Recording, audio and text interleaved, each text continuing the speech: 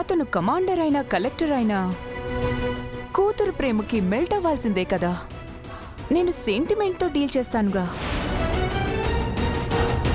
అసలు నేనే నిజమైన కూతుర్నేమోనని మీరే ఆశ్చర్యపోతారు. చూడండి. చాలా కాన్ఫిడెంట్గా ఉన్నావు. చూద్దాం. చూడు నిషా, నువ్వెవరినైనా హ్యాండిల్ చేయగలవేమో, కానీ ఆ ఇంటికి సంబంధించి రుద్ర అనే ఒక వ్యక్తి ఉన్నాడు.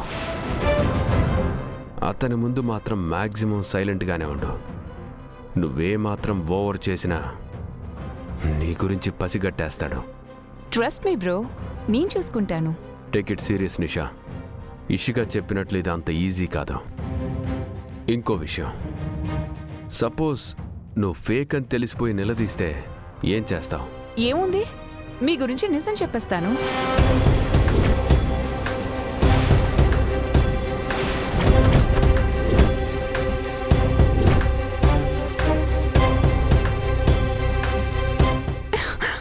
Relax guys, relax.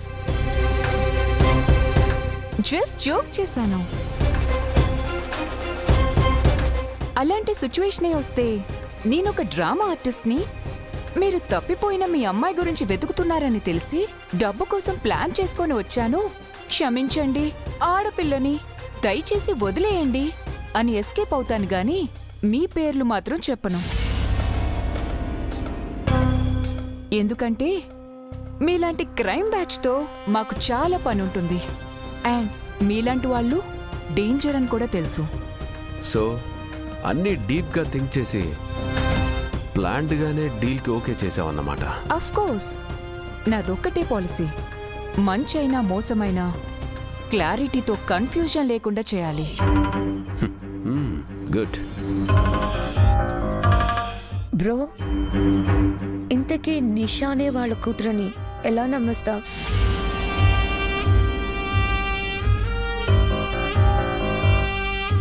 దానికి ఆల్రెడీ వేరే ఒక ప్లాన్ చేసి ఉంచాను.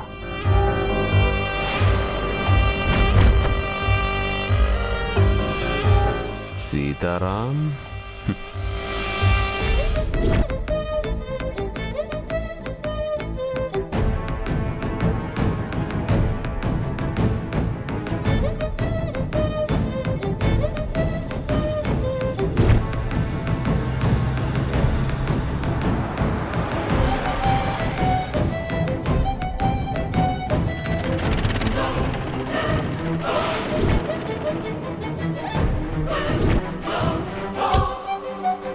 నమస్తే బాబు. నమస్తే. రండి బాబు, మీకోసం ఎదురు చూస్తున్నాం. ఏమైంది? నాకు తెలియకుండా వీళ్ళిద్దరూ మాట్లాడుకునే రహస్యం ఏమై ఉంటుంది? అన్నా, కాసేపు వెయిటింగ్ చేయి, నేను ఇప్పుడే వస్తాను. నాతో ఏదో మాట్లాడాలి అన్నారట.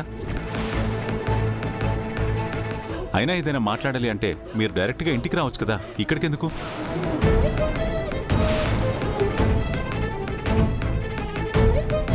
ఇంట్లో శకుంతలమ్మ గారు ఉంటారు కదా బాబు, అందుకే రాలేదు.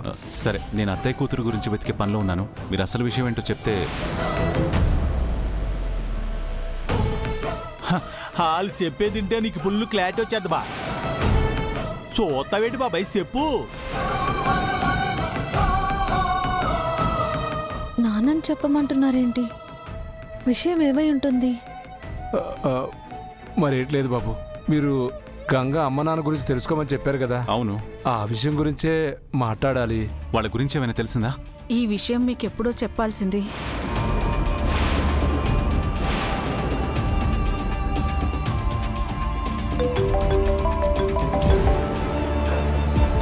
హలో ఎస్ఐ గారు. ఎస్ఐ గారు, నేను ఒక హాఫ్ అన్ అవర్లో మీ దగ్గరికి వస్తాను. అఫ్కోర్స్ మిస్సింగ్ కేసే అనుకోండి. Yeah, thank you. మీరేదో చెప్తున్నారు. అది అసలేం వినపడట్లేదే. కాస్త దగ్గరగా వెళ్ళి వింటే బెటర్. అది బాబు, మేము విశ్వాసార్ దగ్గర పనిలో చేరినప్పుడే మాకు నిజం అర్థమైంది. సారు కఠినంగా ఉండటంతో మేము భయపడ్డాం. దేని గురించి భయపడ్డారు? అదే బాబు, అమ్మగారి కూతురు చిన్నప్పుడే తప్పిపోయినదని బాధపడుతున్నారు కదా.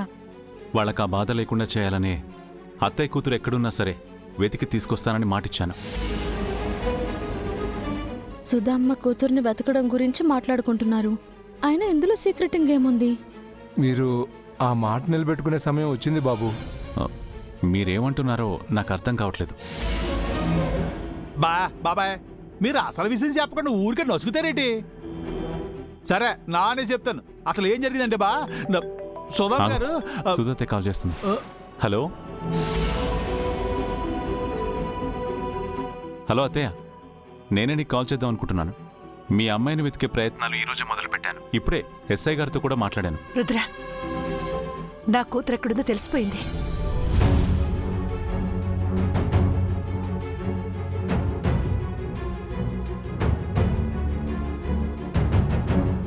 ఏం మాట్లాడుతున్నారు అత్తయ్య? మీ మావయ్య పాపను వెతికే బాధ్యత తన దగ్గర అసిస్టెంట్గా పనిచేసిన వ్యక్తికి అప్పగించారట. అతని ద్వారానే తెలిసింది. ఇప్పుడు తన్ని విజయవాడ నుంచి తీసుకొస్తున్నారంట.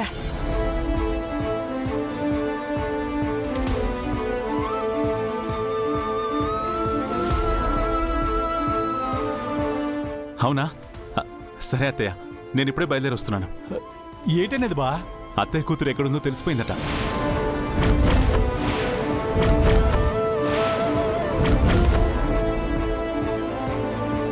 ఆ బాధ్యత మామయ్య వరకు అప్పచెప్పారట. ఆయనే అత్తయ్య కూతుర్ని తీసుకొస్తున్నారట.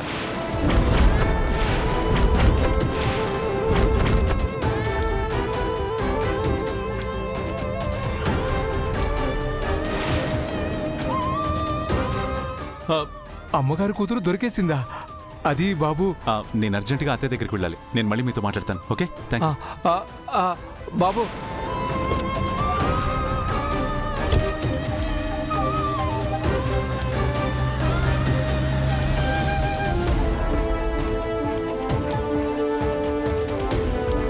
సుధామ్మ కూతురు వస్తుందా? అయితే నేను కూడా వెళ్ళాలి. అన్నా, ఆ కార్ని ఫాలోయింగ్ అవ్వు.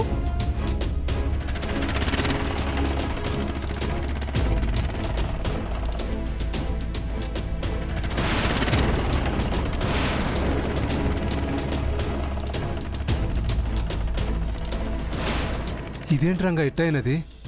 గంగే వాళ్ళ కూతురు అని చెప్పాలనుకుంటే కూతురు దొరికేసిందని ఫోన్ చేయటం ఏంట్రా? నాకేటి అర్థం కావట్లేదయ్యా. మన గంగ ఇంట్లో ఉండగా వేరే అమ్మాయి రావడం ఏంటి? ఎక్కడో ఏదో తప్పు జరుగుతుంది పిన్నే.